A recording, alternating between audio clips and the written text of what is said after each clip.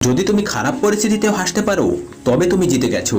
যন্ত্রণা দেখে পালিয়ে যেও না, একদিন যন্ত্রণাই তোমার জীবনের বড় শিক্ষক হবে। কারো উন্নতি দেখে ঈর্ষা করো না, শিক্ষা নাও, তাহলে তোমারও উন্নতি হবে। অন্যের বলা কটা শব্দের দ্বারা কখনো ভেঙে পড়ো না, নিজের কাজের দ্বারা শব্দগুলো বদলে দাও।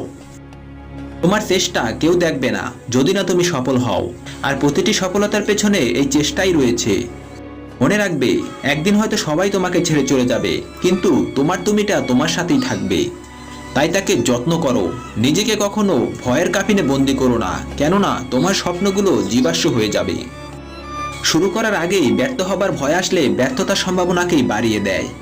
পৃথিবীর বেশিরভাগ মানুষ একটা মারাত্মক রোগে আক্রান্ত, সেটা হলো অজুহাত। আর এই রোগ থেকে পরিত্রাণ পাওয়ার চেষ্টার নামই সাফল্যের সিঁড়ি। জীবনে একা চলতে শিখতে হয়, কারণ ভিড় সাহস যোগায় কিন্তু পরিচয় কেড়ে নেয়।